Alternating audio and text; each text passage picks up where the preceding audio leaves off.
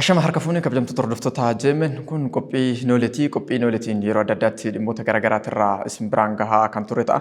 Keessattuu qophii noolee kanaan gaaddisa godhannee egaa dhimmoota haala yeroo haalota siyaasaa biyya keenyaatiin wal qabate maal fakkaata kan jedhu marii fi xiinxaloota garagaraa waan xiinxallee fi waan mari'annee isiniin gahaa turuun keenya ni yaadatama. Har'as kanuma fuulleffachuudhaan Wahila kiyya Firaa'ol Ahmed waliin marii kan taasisnu ta'a. Mariin keenya har'aa immoo keessattuu haala qabatamaa biyyi teenya irra jirtuun wal qabatee hayyoonni siyaasaatii fi mornoonni gareen ololoota oofan garaagaraa illee sochiileewwan isaan godhanii wal qabatee waan muraasa kan isiniin geenyu ta'a. Qophii noolee egaa akkuma barame yeroo fi guyyaa isaa eeggatee kan isin bira gahu ta'a. Qophicha qopheessuun isin waliin turtii kan godhu ani Rabbiraa Leenjisaati. Akkuma jalqaba irratti isinii kaasee Firaa'ol Ahmed Waayilii kiyya nu waliin jira haga dhumaatti nu waliin ta'a yoo jennuun Firaa'ol.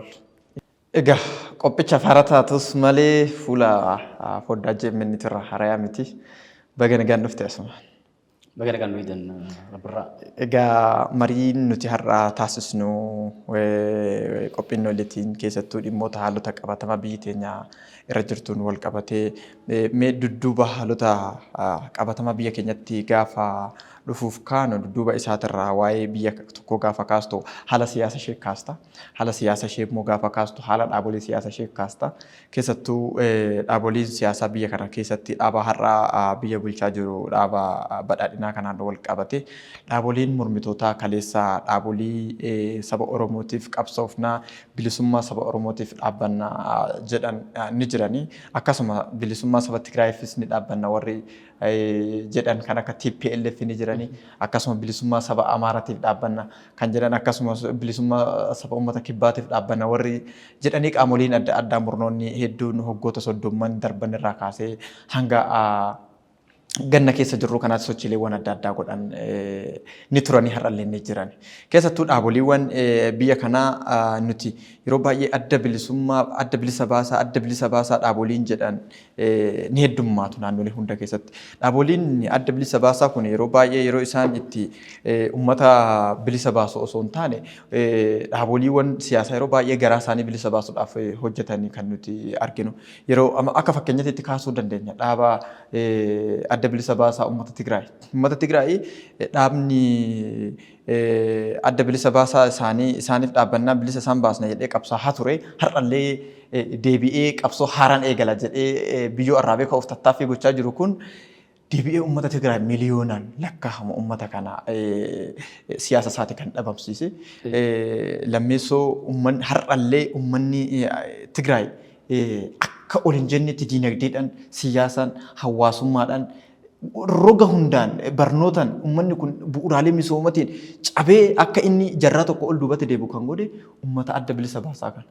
Eeyyaan akkuma tu kaaste jalqaba biyya kana keessatti sirna cunqursaa ture uummata irraa kaasuudhaaf jaarmiyaan barbaachisaa ture. Isaan dura bifa bittinnaa'in qabsaa'ama ture waan ta'eef booda irratti immoo jaarmiyaan warri adda bilisummaa Oromootis ijaarameera gara kaabaatiinis warri wayyaanee TPLF ijaarameera gama Eertiraanis TPLF ture EPLF ture Eertiraan People Liberation Front ture. Yeroo sanatti jaarmiyaa ijaaranii bifa saniin qabsaa'uun isaanii oomishni sirrii ture. Garuu jaarmiyaaleen turan baay'ee isaanii bilisa baasaadha. Hojii qabatamaan isaan hojjechaa jiran amma keessattuu yeroo ammaan tana hojii bilisa baasaa hojii wal qabatu miti. Keessattuu yeroo baay'ee ilaalte beektaa bilisummaaf qabsoofna warri kun cunqursitoota isaanummaa mataa isaaniitti cunqursitoota bilisummaadhaaf qabsaa'u taanee hoggaa arginu agarra. Maaliif bilisummaa yaadatti illee akkas maran amananii bilisummaa qabsaa'an malee fiifuu dimokiraatawaa miti. Jarummaa mataan isaaniitu keessoon isaanii illee dimokiraatawaa miti. Infoo yaanii barcuma sana warri aangoo dhufe amma TPLF aangoo dhufeeti waggaa meeqa monopoliidhaan biyya kana bulchee qabsoo ummataatiin biyya kana irraa haafame. Gama keenya kana wajjin deebine immoo warri adda bilisummaa Oromoos jara faana yeroo tokko hundaa'anii garuu keenya kunis progressiif miti warri abaa kunis progressiif miti.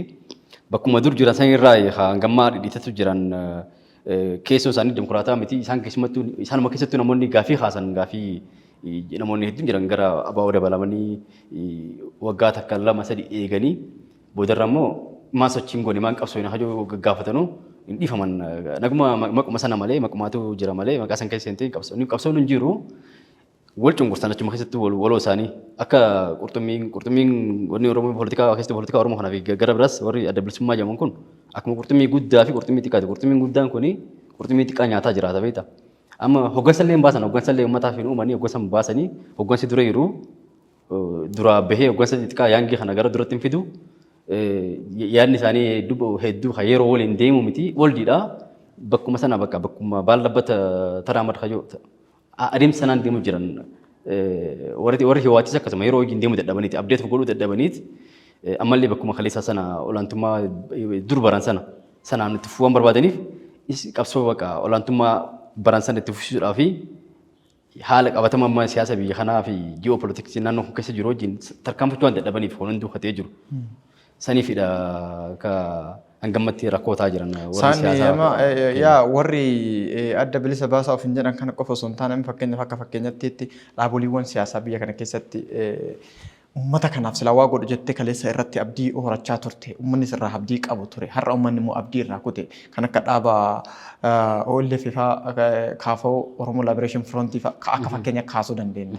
Dhaabbii kana keessatti akkuma ati kaaste warra ofuma isaaniiti hoggoota 25 darban hoggoota 30 darbanis liidarri isaanuma har'as liidarri isaanuma. Dimookiraasiin hin jiru isaan keessatti isaanuma keessatti iyyuu. Aangoo jaallatu. Aangoo jaallatu ijjannoon isaan qaban ijjannoodhuma hoggoottan 30 hoggoottan 25 darban har'as ijjannoo isaan qabu. Sooftiweerii siyaasa isaanii jijjiiruu hin dandeenye. Yeroo tokko beektaa warra mootummaa kanaan jechuun waan baratame nama biyya bulchuu kan abbaa irreeti maal jechuun kun waan baratamee fi keessattuu ani mootummaan otoo abbaa irree iyyuu nan ajaa'ibu beektaa aangoo qabatee aangoo dhufee abbaa irree ta'umatee iyyuu nan ajaa'ibu. Garuu jarri osoo ganaa aangoo hin dhufin osoo ganaa lafa jiranii biiruma isaanii ta'anii achumatti abbaa irree ta'anii walwalii isaanii cunqursu. Fandii maqaa paartiitiin sassaabamu kana guduunfatanii maal jedhanii san booda biiroo isaanii akka ooruu isaaniitti ilaalan seenanii galan bakka itti jiraachuudhaaf.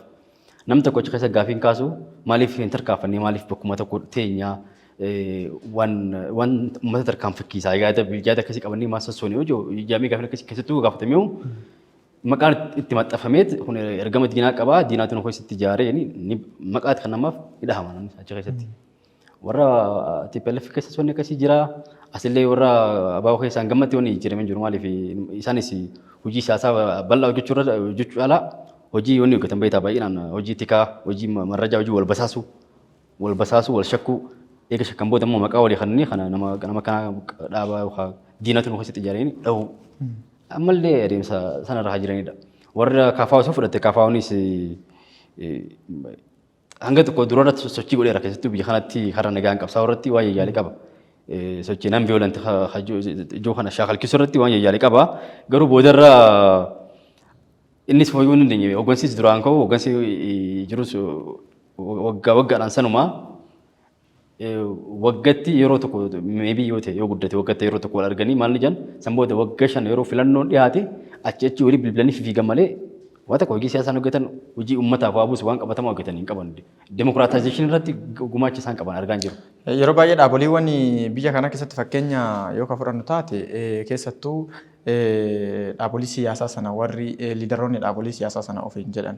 Dhaabicha iyyuu qabu warra hin qabnetu jira beekee. Dhaabichuma san keessa taanee fakkeenyaaf kaafoo yoo fudhatte abaaboo yoo fudhatte warruma dhaabileewwan uummata Tigraay qabsaanis uummata Amaaraatiif qabsoofna uummata Kibbaatiif qabsoofna jedhanis yoo hubatte yeroo baay'ee kallattii fi xiyyeeffannaan isaanii biyya kana keessatti bu'aa uummataatiif akka dhaaba mormituu tokkootitti dhaaba mormaa jechuun yaada mo'ataa qabaatee dhaaba har'a biyya bulchaa jiru ol yaada mo'ataa qabaatee qaama dhimmi ilaallatu wajjin negogeeshinii godhee keessattuu hawaasa wajjiniin walitti dhiyeenyan negogeeshinii godhee waan fooyya'aa hawaasa kanaaf hojjechuuf hawaasa kanaaf uumuudha sila akkaataa seera dhaaba mormituu tokkootitti. Garuu dhaaboliiwwan mormituu kana keessatti wanti ati argitu maqaballeessii fi rakkoo ummataatiin siyaasa isaanii tarkaanfachiisuudhaaf tattaaffii gochuu keessattuu rakkoo ummataa kana kun Oromiyaa keessa qofatti miti. Iddoo baay'eetti waan mul'achaa jiru waan nuti argaa jirru. Rakkoo ummataa cancala siyaasaa waan ittiin siyaasa isaaniis ilaalaa riqicha ittiin tarkaanfatan godhu rakkoo uummataa isaanii. Maaliif jennaan har'a uummanni naannoo Tigraay amma fakkeenya yoo deemtan amma hojiidhaaf yeroo adda addaatti naannoo Tigraay deddeebi'aa ture, naannoo Amaaraas deddeebi'aa ture, naannoo uummata Kibbaas deddeebi'aa ture, naannoo Somaaliis deddeebi'aa ture. Waan qabatamaa hawaasa san keessa jiru akka namoota diyaaspooraa tokko tokko nuti alarra teenyee wanyu sana miti. Qabatamaatti hawaasa keessa maaltu jira kan jedhu hawaasa gabbuunee ilaalaa ture, anoo fi kiyya ilaalaa ture. Garuu rakkoo uummataa uummanni amma maal keessa jira? Warra rakkoo isaatti fayyadamee rakkoo isaa sana meeshaa siyaasatiif itti fayyadamee lallaboo osoo hin taane warra xiqqoo rakkoo uummataa isaatiif furmaata laatu isa biratti argame qabatamaatti uummanni keenya san barbaadaa jira. Har'a warra garee mormituu kana immoo uummanni maal gochaa jira? Uummanni ofirraa jibbee jira. Maaliif jennaan hoggoota 25 darbanis hoggoota 30 darbanis hoggoota 15 darbanis garee mormituuti warra ofiin jedhan hawaasa kanaaf qabsoofne warra ofiin jedhan gaafuma jala bultii filannoo sana waazeemaa jetti jarri gaafuma waazeema isaanii sana ga'e shubbisuu jalqaban. Eeyyeen akkumatu jettee birra warri mormituu biyya kanaa furmaata irratti hin xiyyeeffatanii yookaan sagantaa siyaasaa fi yaada mootummaa biyya bulchuun caaluu qaba hajuu sanaan uummata bira calaqqisanii saniin dorgomanii mootummaadhaan mo'achuudhaaf qophaa'aa miti. Garuu yeroo hunda madaa uummataa barbaadanii madaa uummataa tuqanii madaa uummataa kaasanii madaa uummata irratti soogidda firfirsanii uummata mufachiisanii uummata dhukkubbii itti dhagamsiisanii akka yeroo hunda uummanummaan kee fincilee hokkora kaasee hokkoraan akka jijjiiramni dhufuudha isaan hawwan. Garuu hokkorri jijjiirama fide oduu hokkorri jijjiirama fideyyuu jijjiiramni hokkoraan dhufe yeroo hedduu mana eeggachuun hedduu ulfaataadha. Muuvantii uummataa yeroo hedduu jijjiiramni akkasii haa dhufe. Saniif ofii karaa isaaniitiin akka jaarmeetti akka nama baratetti akka isaan dhaaba sagantaa siyaasaa qabu tokkotti siyaasa isaanii gara gidduutti dhufanii baargeen godhanii sanaan mo'achuudhaaf hangas mara tattaaffii isaanii godhan agartu. Garuu kan barbaadan yeroo hunda dargaggoonni gadi ba'ee aarsaa kafalee akka jara kana gara barcumaatti fiduudha. San akka godhuuf immoo yeroo hunda madaa uummataa tuqu malee rakkoo uummataa kaasaniif furmaata akka jiru kun argatuuf miti. Furmaanni iddoo kana mootummaan gaaffii uummanni kaafseef overnight deebisaa kan hin barbaadan. Mootummaanis akka harkifatee gaaffiin uummataa kunis immoo hokkora biraa fincila biraa kaasee fi fincilaan yeroo hunda fincilaan godhuuf barbaada. Fincilaan immoo yeroo hunda biitti akka fincilaa kaasaa oolte hin misoomtu, hin guddattu, hin jijjiiramtu. Yeroo hunda biitti. Jarri kun waan sidhibu dhaabileewwan mormituu biyya kana keessatti jiran dhaabileewwan Oromoos dabalatee tokko yaada mo'ataa hin qaban. Lammeessoo ergama mataa isaaniitiin hin deeman. Yaada mataa isaanii hin qaban. Yeroo baay'ee ergama isaanii dubbileewwan siyaasa isaanii duuba gaafa maaltu jira. Dubbiin kun ajandaan kun maaliif kaafame garee dhaaba siyaasa kanaatiin yookiin qaama mormituu kanaatiin jettee gaafa dudduuba deebitee ilaaltu. Dudduuba isaa qorattee itti galli isaa eessa dhaqaa garee biraa dhaqaa jechuudha. Yaada mo'ataa hin qaban yookiin ergama Eertiraatti duuba jira yookiin ergama Gibsi duuba jira yookiin ergama qaama biraatti duuba jira. Yeroo baay'ee wanti ati dhaabolee siyaasaa biyya kana keessatti argitu. Fakkeenyaaf amma dhaaboliiwwan siyaasaatiin alatti qaamoliiwwan shiftaa hidhatee socho'u biyya kana keessatti fakkeenyaaf fudhannu. Shiftaa naannoo Tigraay keessa socho'us, shiftaa naannoo Amaaraa keessa socho'us, shiftaa naannoo Oromiyaa keessa socho'us, shiftaa naannoo biraa keessa socho'us, Kibba keessa socho'us gaafa fakkeenya fudhatte. Shiftoonni kun hunduu ergama mataa isaanii hin qaban, ajandaa mataa isaanii hin qaban. Shiftoonnummaan naannoo kana keessa socho'an hunduu wal quba hin qaban.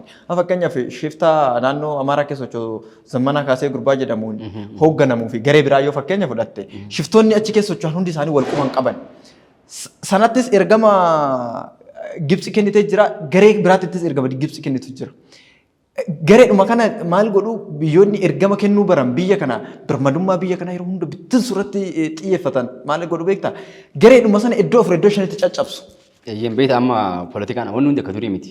Fakkeenyaaf amma biyya keenya hidha haaromsa guddicha Abbayyaa kana gaddabaa jirtimi. Kun immoo qabeenya guddaadha. Qabeenya jechuun biyya addunyaa irratti wanni yeroo hedduu konfliktii uumu qabeenya beektaa? Itoophiyaan akka qabeenya keessin qabdu tokko qabeenyi guddaan tokko bishaan hidha Abbayyaa kanadha qabeenya guddaadha inni kun.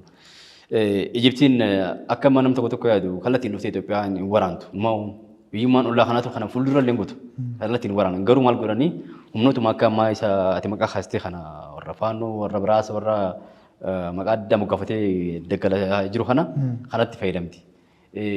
Maaliif biyyi kuni yoo nagaa argatee tasgabbii argatee misoome yoo maal ta'e naannoo kana keessatti developed yoo ta'e na caala kajoo na caalee bold ta'e mul'ata dhiibbaan inni naannoo kana keessatti uumu dhiibbaan inni Afrikaa irratti uumu na ol waan ta'uuf humna gidduu kanatti nin dhabama jee waa yaaduuf biyya san keessa yeroo hunda tasgabbiin akka hin jiraanne humna kanatti fayyadamu. Humna kanaaf duubarraa meeshaa fandi gochuu loogistikiin gargaaru kanaaf fayyadameeti biyya san tasgabbii dhoorga. Amma nan shakkaa yeroo tokko hotta ala galaa yoo jetteen wanni galuu didaniif malee beektaa. Oduma Oromoo waa takka illee cufatee waa takka kan nu baatee fandi uummata alaa kanaan baandaa ta'anii jiran si galee. Fandi alaan biyyoota akka Gibxiiti maal jechuun biyyoota fedhii biyyaalessaa irratti Itoophiyaa wajjin wal dura dhaabbatan kanaan lafa jalaa waan fandi godhamaniif galuun barbaadan. Lollimmaan kana booda addunyaa godhamu kallattiin biyya takka walii waraantu. Garuu biyya irratti taqanaaqanyi taasisan biyya dorgummaa taasisan keessatti hoggora jajjabeessuu uumuudha waan isaan irratti hojjetan.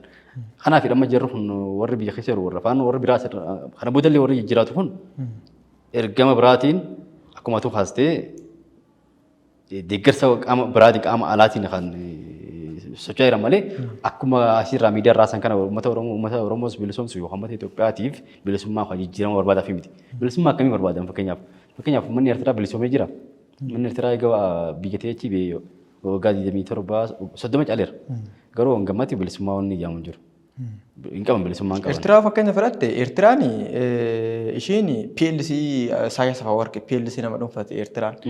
Eertiraan magaalaa guddoo biyyattii taate hamma magaalaa Harargee Lixaa Ciroon geessu. Dhugaadha. Harargee Lixaa Ciroon magaalaa guddaadha. Eertiraadhaan gaafa kompeer godhu. Asmaraa wajjin. Asmaraa wajjiniin magaalaa guddoo Eertiraa Asmaraa wajjiniin gaafa kompeer gootu. Kan akka Amboo, kan akka magaalota Walisoo fa'aa magaalota Oromiyaa akka fakkeenya sii kaase. Magaalonni kun magaalota gurguddoo Oromiyaa keessaa magaalota gurguddoo godinaati. Bilisummaa jarri asoo wajjin wal qabsiifnee waan kana haasu jirru. Eeyyeen bilisummaa itti fiidee amma waan akkasii fidda beektaa. San booda garuu nama tokko jalatti dhaqaatii cunqurfamtee haftu.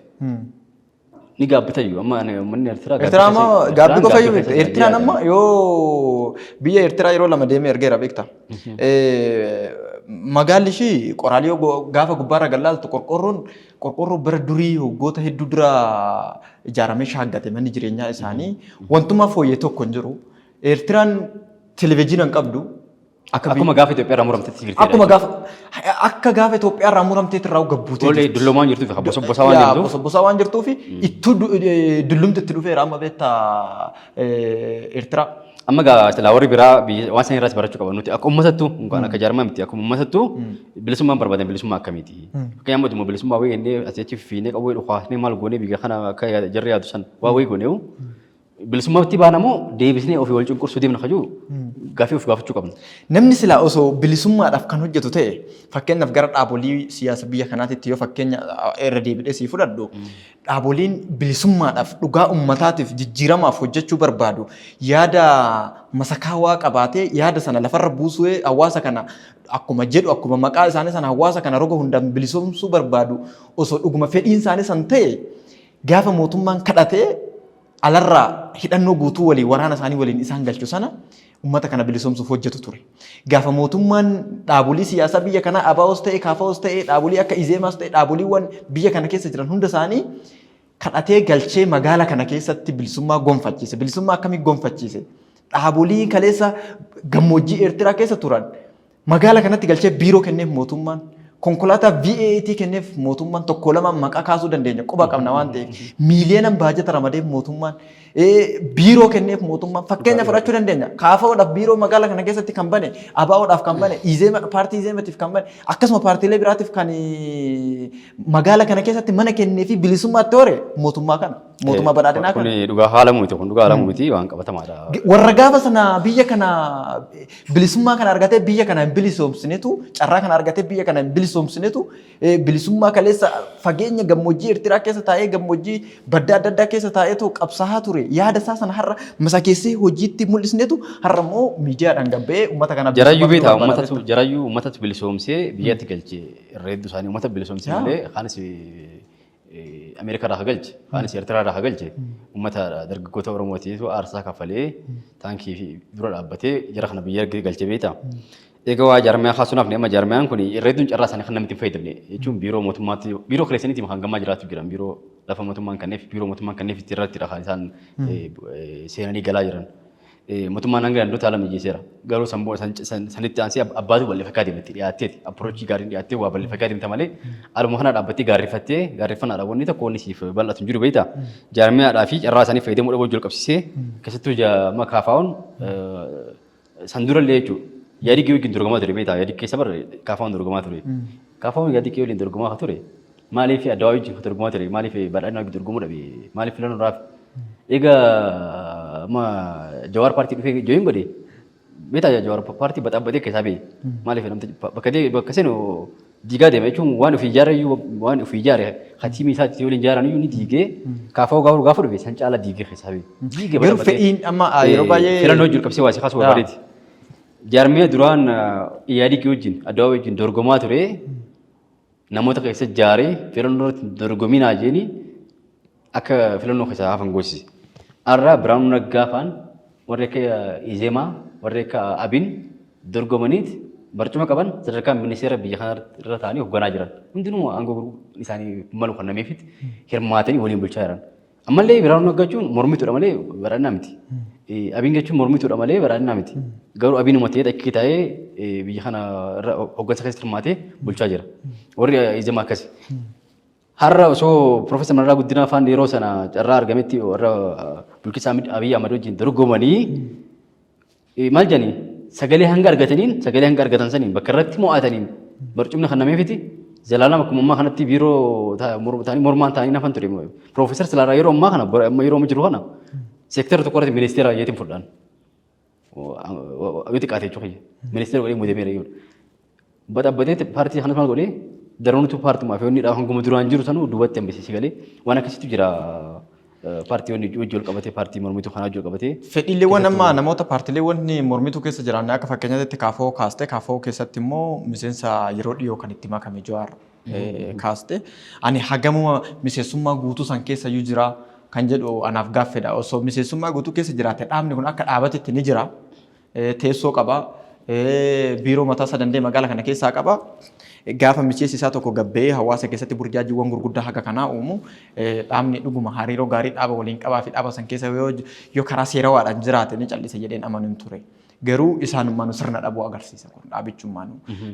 Sirna dhabuu agarsiisa lammeessoo dambii fi seera mataa isaa danda'e qaba dhaabni kamiyyuu akka biyya kanaatitti. Akka dambiitii fi akka seeratitti silaa qaama akkaataa dhimmi ilaallatuun adabatti gochuu danda'udha qaba ture dhaabichi. Kuni maal agarsiisa? Diddiigamumsaa fi keessi isaanii dimokiraasiin jiraachuu dhabuudha agarsiisa. Kana wal qabsiisee waa'ee diigumsaa kaaste. Dhaaba qofa miti Jawaar ka diige. Jawaarii kaafaa'oon keessattuu warri kaafoo hoogganoonni kaafoo kaleessa turan akka isaan aangootti hin baane qofayyuu miti. Akkuma waliigalaatti akka Oromootitti yoo kaasne inni ilaalchi inni Oromoodhaaf qabu maalinni? Ijaarumsi inni Oromoodhaaf qabu maalinni? Jennee akka fakkeenyatti kaasuu dandeenya. Fakkeenyaaf yeroo darbe keessa waa'ee humna raayyaa ittisa biyyaa mormaa ture. Dargaggeessi Oromoo akka humna raayyaa ittisa biyyaatti makamne mormaa ture gabba'ee hin deeminaa jedhee warra deemellee akka waan dirqiidhaan oofamaa jirutti dargaggeessi kun fireem godhee kaasaa ture. Kuni jechuun maal inni kaleessa bara wayyaanee keessas ta'ee bara wayyaanee dura Oromoon iddoo hundatti gahee gurguddaa akka qabaatu fi qooda akka fudhatu irratti qabsaamaa ture. Keessattuu raayyaa ittisa biyyaa keessatti Oromoon qooda guddaa akka qabaachuu danda'u kaafamaa ture qabsaamaas ture qabsoo kaleessaa keessatti dhaadannoo qabsoo kaleessaa keessatti kuni tokko ijoo ture dargaggeessi Oromoo akka achi keessatti hirmaata. Har'a ammoo dargaggeessi Oromoo qofa miti har'a liidaroonni jajjaboon waraana biyya kanaa keessatti kaleessas biyya kana liidara waraanaa ta'e kabachiisaa kan ture Oromoodha har'as kabachiisaa kan jiru Oromoodha gara fuulduraattis kan kabachiisu Oromoodha. Birmadummaa biyya kanaa kaleessas kan tikse Oromoodha har'as kan tiksu Oromoodha gara fuulduraattis kan tiksu Oromoodha. Kana eenyumtu ni beeka. Gaafa Oromoon birmadummaa biyya kanaa dura dhaabbatee tiksuu jalqabu olola banuudha kan inni jalqabe. Kun maal inni Oromoon aangoodhaayyuu miti achi keessatti yoo inni qoodan fudhanne kan inni barbaadaa jiru jechuudha akkuma kaafoon qoodan fudhanne seektar hundatti akka inni qoodan fudhanne kan inni dhiibbaa uumaa ture. Gaafa Oromoon qe'ee isaa tikfachuudhaaf akkaataa sirna gadaatitti sirna gaachana sirnaa jedhee qe'ee isaa tikfachuudhaaf gaachana sirnaatiin sirna kanaan wal ijaaree qe'ee isaa daangaa isaa tikfachuudhaaf sirni kun ijaaramu gaachana sirnaa mormaa ture. Gaafa milishaan ijaaramu milishaan mormaa ture. Gaafa sanbira darbee immoo tibbana wanta ta'e argitu diinagdee Oromoo mormaa dhufe. Kuni maalidha Oromoo waan hunda keessatti biyya kana keessatti siyaasa keessatti dinagdee keessatti hawaasummaa keessatti barnoota keessatti qooda akka hin fudhanne yeroo hunda Oromoon ala laalatii fi harka alagaa laalaa akka jiraatu fedhiin namicha kanaa kana Jawaari hojii wal qabatee Jawaari numaatu hanguma dhaaba Oromoodhaa ABO'dhaa fi KFO jennee kaafnu sanaayyuu akkasumayyuu wayyaa miti inni. Jaarmiyaan xiqqaa guddatu jaarmiyaadha beekta. Inni immoo kophaasaa akka farda lugaama kuteeti. Kophaasaa akkanuma beexala malee jaarmiyaadhaan tokko lama jee uummata kanaaf akka wanni tokko jijjiiramu barbaadu. Oromoo barinni akka inni itti lakkaa'u jira akka qabeenya isaa akka qabeenya dhuunfaa isaatti yeroo fedhe gabbee warraa gurguratee galii irraa sassaabbatee biraa galu. Akkasii waa lakkaatuuf Oromoo tana tajaabaate tagaafii gaafachuu dandeessu. Maaliif jechuu dandeessu Oromoon akkasii akka jiraatu barbaadu. Oromoo isuma kan akka nabiyyiitti salaaltee isa buusaa fi jabaa keenyatti maaltu kanaaf fide beektaa isuma bara faaruu kana fide manni waa'ee faaruu hundaa jiru waan santu jiraami. Isuma akkanatti jechuun akka macheessee numatu akkasitti waggoota 2018 dura jabaa keenya goota keenyaan kun nama hedduu macheesseerti. Santu macheessee of wallaalchisee akka waan uummata kana ofii tolfateetti harka ofii tolfateetti yeroo hunda uummata kanaaf fayyadamuudhaaf akka yaadu godhe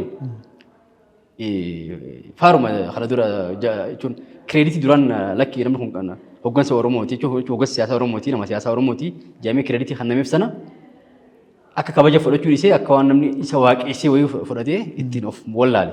Sanatu daangaa keessaa akka isa godhe. Ammas wanni hundi akka to'annoo isaa yeroo jechuun akka jiraatu wanni hundinuu waan dura falaac qolaac ta'uu ni barbaadu saniif jaarmaa keessa jiru garuu waan akka buufne ni beeka. Amma namni tokko keessa jiru warra hin jiru ta'e ani beeku namni isaa jiru maraataa ta'e malee natti argees hin beeku. Saniif fedhanni hangumoonni san wayyaa miti jechuudha hanguma jaarmaa jiran kanatu wayyaa miti. Jaarmaa kanaafis liabilitiidha. Uummata kanaafillee baadha namtichi kun. Waan akka uummata kanarraa yoo waa coree waa buusis soqochaa walii malee haaf immoo madaa isaanii tuqee uummata kana miirri yeroo hunda miirri gaddaa miirri gadhaantummaa akka uummata kana dhagamoo godhe malee waan akka uummata kana uummata self-esteem jabaa qabu uummata boonaa akka uummanni keessa akka uumuu barbaadu. Garuu uummata kana madeessee ofii immoo jabaa isaanii nabiyyi isaaniif godhee jiraachuu ni barbaada beekamaadha yeroo hundaa. Yeroo baay'ee wanti immoo uummata keessatti madaa guddaa uume yeroo baay'ee irra deddeebi'ee waan inni Jawaar kaasu keessa diina Oromoo irratti faasuu. Fakkeenyaaf amma shiftaan naannoo Amaaraa keessa socho'u faannoo hin jedhu kun uummata Oromoo waan Oromoon kaleessa ta'ee hin beekne keessattuu akka fakkeenyaatti fudhachuu dandeenya. Shawaa kaabaa Salaal irratti wanti inni raawwate, Shawaa lixaa keessatti wanti inni raawwate, Wallagga keessatti wanti inni raawwate, garee shiftaa kuni waan takkaa Oromiyaa keessatti raawwatamee hin beekne, qe'ee Oromoo irratti raawwatamee hin beekne shiftaan kun Oromoo irratti raawwate. Qe'ee Oromoo takkaa asirratti waa si haasaa. Maaliif alliyaansii isaanii hojii uume kajoo warra ijoolleen faannoo ijoollee qabsoo sirra jira maaliif akka jiru godhame beektaa inni Oromiyaa irratti nageenya buusuudhaaf mootummaan tattaaffii godhuu eegaleet warra bosona jirus mariisisuudhaaf balbala banee fi eeyyaalaa ture. Gara sanaa yoo xiqqaate waraanni walakkaa ol kagoo galeera gara hooggansa jaallasanyii nagaasaa jala akka turan jechuudha. Gaafa sochiin kun godhamuu eegalee sochiin kun milkaa'uusaa argu. Sandura gaafa jarri mariidhaaf biyya alatti deemanii mariikaa turan moggara deemee jeeqaa ture odeeffannoon taane baasaa moggara deemee hojii sana waan sana gufachiisaa ture beekamaadha. Akka nama gargaaruu fakkaate malee hiikaa fakkaate garuu seexaana hojii seexaana dalaga beektaa. San booda mootummaan garuu isuma asumatti ijoollee tana jaalsanyii faayilaa waraana hedduu ture.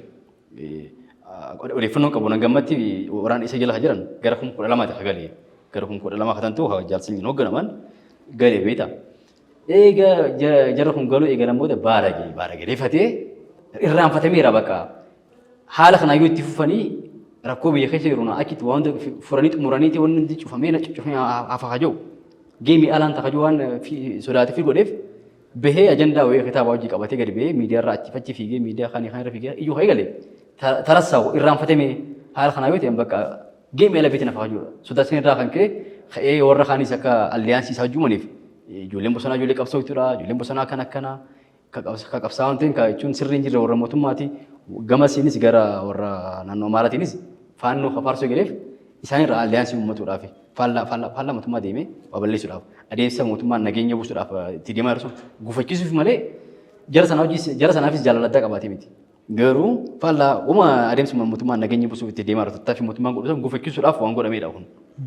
Sanadha kan Jawaar baarii isheen gammaatu mana baasee haguma duraan biyya kana Itoophiyaa fi Keeniyaa hedduu deddeemuu sanuu dhabee fiigee akka biyya biraa deemu kan godhe sanadha. Amma wanti nani waa'ee uummata shiftaa naannoo Amaaraa keessa socho'u faannoo kana kaasee fi uummata faannoo kana ijoollee qabsooftu sirriidha uummata.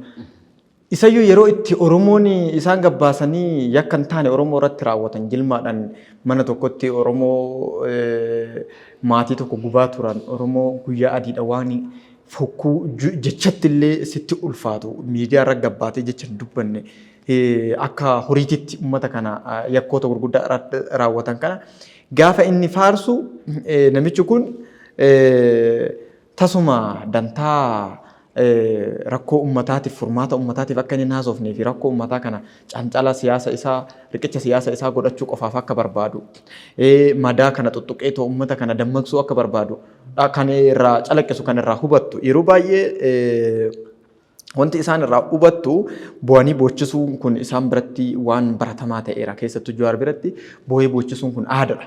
Aadaa ta'eera. Reeffa uummata kanaa kadhatee ittiin ajandaa uummachuun aadaa ta'eera. Garuu uummanni isa bira darbeera beektaa. Amma inni waan dhaabbatee of ilaalle tokko maal akka ta'e beektaa. Uummanni lafa kaleessaas nan jiru. Inni amma yeroo baay'ee wanti nani kaasu sooftiweerii jijjiiruu hin dandeenye. Sooftiweerii bara 2018 bara 2025 itti fayyadamuun hin danda'amu. Maaliif akkuma teknooloojii wanti hundi teknooloojii wajjin deema waan ta'eef. Isa gateera of fooyyessuu hin dandeenye. Uummanni lafa sana hin jiru. Uummanni hubateera. Uummanni har'a waan isa baasu rabbirraa fi firaa ol gabba'anii har'a kukuffisuu irra marsisuu jedhanii uummanni maal akka kukuffisu maalirraa akka marsu adda baasee beeka. Akkuma kaleessaa san harka dheessi duuban ka'u uummanni har'a.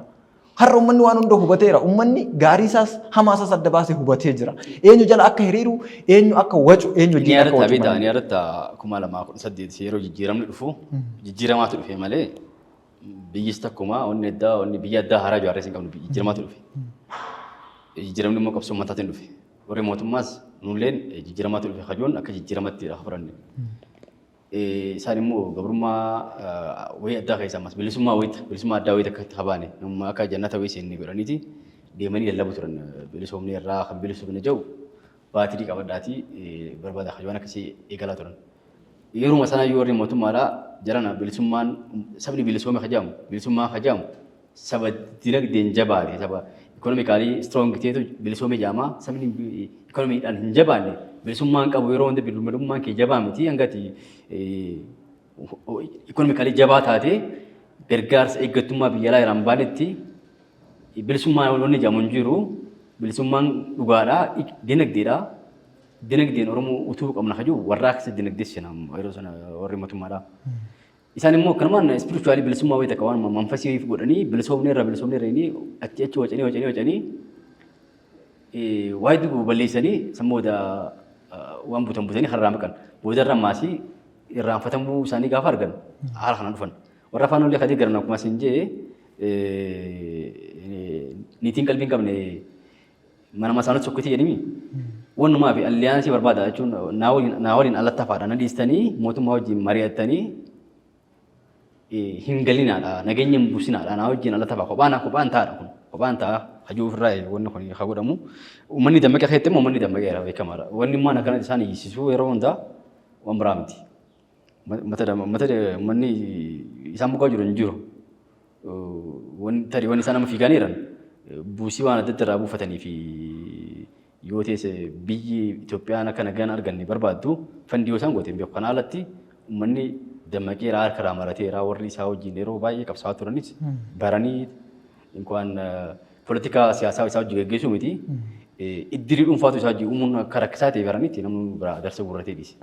Amma immoo keessattuu biyyoota har'a saffisa gama diinagdee gama hawaasummaatiin saffisa gama diinagdeetii fi gama teknooloojiitiin biyyi teenya irra jirtu warri inaafummaan mataadhaa ol itti bahe warri inaafummaan isaan macheesse keessattuu kan akka Eertiraa mootummaa isaa kan PLC godhate Isaayyaas Afewerqi kana fakkeenya fudhanne wantoota inni tibbana dubbachaa ture irra dhaabbatanii akka waan hariiroon kaleessa Eertiraa fi Itoophiyaa gidduu ture keessattuu hariiroon akka dhuunfaatti mootummoota lamaan gidduu Abiyyii fi Isaayyaas gidduu ture garaagarummaa horatee garaagarummaan kun immoo garaagarummaa daangaa isaa darbe sodaa hamaa keessa mootummaan Itoophiyaa galeetti kaasanii haasawuun kun maal agarsiisa? Biyya tana xiqqeessuudha agarsiisa. Har'a biyya Eertiraatii fi biyya Itoophiyaa kompeer waliin gochuu jechuun anaaf gaaffidha. Rakkisamiidha. Akkamitti PLC nama dhuunfaa tokkoo fi biyya kompeer waliin gootaati. PLC nama dhuunfaate Eertiraa jechuun. Eertiraan PLC nama dhuunfaate. Biyya bar yuunivarsiitiin qabdu. Yuunivarsiitiin qabdu biyyi sun fakkeenya fudhatte. Biyyi sun yuunivarsiitiin qabdu. Televezyiina qabdu. FM'ootaan qabdu biyyi sun. Dhaabbileewwan diinagdee gurguddaan qabdu biyyi sun. Dhaabbilee har'a biyya naannoo Oromiyaa fakkeenya fudhanne dhaabbileewwan gurguddoo abbaan qabeenyaa tokko dhaabbilee gurguddoo hedduu qaba. Eertiraan garuu biyya taate dhaabbilee gurguddaan qabdu dhaabbilee diinagdee, dhaabbilee fayyaa hin qabdu, manneen barnootaa gurguddaan qabdu. Biyya kanaan biyya har'a sadarkaa addunyaatitti teknooloojiidhaan diinagdeedhaan dorgomaa jirtu kana kompeer waliin gootee mootummaan Itoophiyaa sodaatee daboo yaammata. Eertiraan istaa gooteerti gaafuma Itoophiyaa irraa qixxuu irraa hateeti istaa akka goote. Eertiraa wajjin qabsiisee asirratti wanni itti dabalee kaasuu qabnu dhimma waliiti dhimma galaana diimaati. Beektaa warri biyya bulchaa jiran hedduu carra qabeessa. Warri amma yeroo bara bulchisaa amma biyya Ameerikaanitti biyya bulchaa jiran hedduu carra qabeessa. Wanni isaan hojjechaa jiran illee waan eegareeti. Waan jechuun namni ammaan tana nyaatee deemee gadi taa'ee mana ofirraa fincaanuu miti. Waan eegaree waan dinagdee biyya irratti qabatamaa ta'an jabal waan ta'e buusuu danda'udha. Biyyuma keessatti inni dalagaa argachuu keenya waan turizimii hojii qabatu. Waan mootummaan kana booda jechuun waggaa 50 waan biyya kanaaf galii galchuudha irratti waan turizimii hojii qabatee keessattuu piraayim ministeerii waan dalagamaa jiru beektaa. Galaana Diimaas immoo carraa qabeessa waliin jeefi dhimmi galaana diimaadhaa ajandaa ta'ee akka bahu godhuu irratti hojjetaniiran. Bara bulchiinsa isaanii keessatti dhimma kana ajandaa ta'ee olkoonsaa bara bulchiinsa isaanii keessatti dhimmi murtii sana kana ajandaa ta'ee olkoonsaa inuma ammallee bulchiinsi biyya kana Abiy Ahmed carraa biyya kana laandi lookdii irraa biyya hulaa galaana qabatti baasuu bal'aa waan qabaniif hoogganaa seena qabeessa ta'etti dabalayee yaadaan. Ammallee carraa guddaa harka isaanii jira jechuudha. Kanaaf nuti amma jechuun hanga bade komii adda irratti haafamu biyya kana keessatti garuu warri biyya kana hoogganaa jiru wanni isaan dalagu jira waan long term biyya kana fayyaduudha malee waan maanaaf jedhee nagallee nyaannee bullee waan san irratti xiyyeeffachaa jira. Baay'ee murteessaadha. Geessitee yaaduu gaafata beektaa. Saniif warri ammaan tana jechi lallabeetillee isaanitti hojii siyaasa ganda keessaa ofuun illee osoo dhiisanii qaama seenaa kanaa ta'uudhaaf tattaaffii godhan bareedaadha. Biyya kun akka ulaa galaanaa qabaattuuf osoo tumsa isaanii gama advokeesiitiin gama dadamaqeessa uummataa uumuutiin kanarratti osoo hojjetamee irraa faayidaa qaban jira yookaan seenaa keessatti qaama seenaa taatee naftu jechuudha. Sanii fi bulchiinsi amma biyya bulchaa jiru carraa qabeessa hin jeef carraa biyya kana buufata doonii akka qabaattu buufata galaanaa akka qabaattu godhuu irratti carraa golden ta'e harka isaanii jira. Irratti hojjechaa jiran carraa argatetti keessattuu amma dhaabni biyya bulchaa jiru kun qaama biyya kana waan gaarii hojjetu kamuu deeggaruuf jabeessuudha wanti akka dhuunfatitti wanti dudduuba na deebisu hin jiru. Ani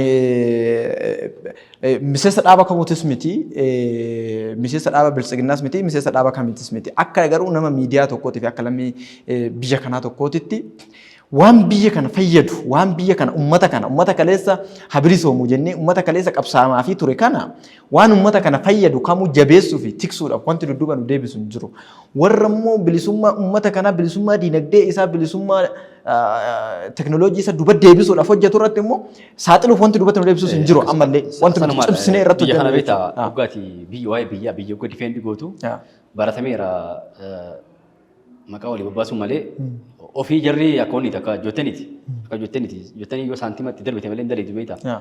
Ofii jarri waan akkas ta'aniif yoo ittiin makaatee waan biyya irratti dhimma biyyaalessaa kan irratti illee wanni advokeessi hojjetti yoo waa'ee biyya irraa dubbattes uumama kafalameetuma qofa hojjetamutti yaadama. Yeroo hundaa mentaalitii akkasii qaban ofii iyyoottanii waan ta'eef jarri beektaa.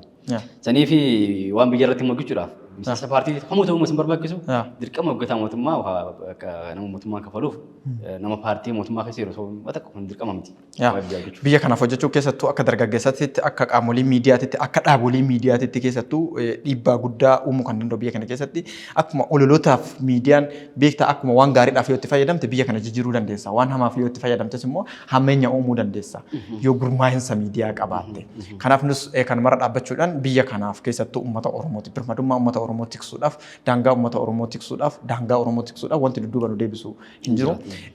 Biyya kana keessatti keessattuu dhaabni biyya kana bulchaa jiru keessattuu mootummaan waan mootummaan biyya kana bulchaa jiru dhaabni badhaadhinaa kun waan inni sirrii hojjetu deeggaruuf biyya bulchaa jira waan ta'eef hiree biyya kana itti dhiyeenya uummata kanaa kan qabu dhaaba kana waan ta'eef waan dhaabni kun hojjetu ni deeggarra. Garuu dhaabni badhaadhinaa waan uummata kana miidhu yoo jiraate waan uummata kanaaf hin malle waan uummata kanaaf hin taane waan kaleessa uummanni itti dhama'ee itti qabsaa'ee itti dhiigee itti cabee lubbuu ilmaan isaa itti gabbaree asiin ga'e kana daangaa paartiin badhaadhinaa kun illee kan darbu yoo ta'e nu walii himuudhaaf paartii badhaadhinaattis himuudhaaf sirna mootummaa Abiy kanattis himuudhaaf dudduuban deebinu. Gaafa sana akka dhuunfaa dudduuban deebi'u kana warri dhaabas ni beekan jedhee amana. Maaliif jennaan nuti dogoggora isaanii waliin hin faarsinu. Dogoggora isaanii waliin hin faarsinu waan isaan hin hojjenneenis isaan hin faarsinu waan isaan hojjetaniin faarsoo osoo hin taane hin jajjabeessina. Sadarkaa faarsuutti irra hin geenye har'a nuti. Sadarkaa wal faarsuutti irra hin geenye har'a nuti. Abiyyi faarsaan jiru Jawaar arrabsaan jiru nuti. Abiyyi faarsaan jiru Jawaar arrabsaan jiru. Lameen kunuyyuu Oromoodhaaf kaleessa xiqqoosa ta'u guddoo bu'aa buusanii darbanii jira.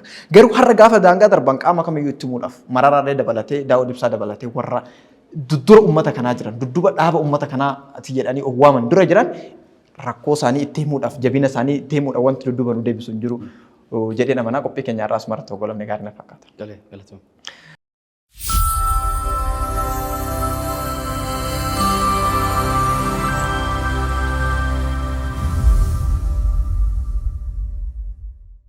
Hayya kabajamtoota hordoftoota haajemni kun qophii nooleetii qophii noolee keenya har'aatiin egaa dhimmoota garaagaraa irraa isiniin gahaa turre yeroo keenya waliin deemuuf qophii noolee keenya har'aaf qabanne sumarratti kan goolabnu ta'a.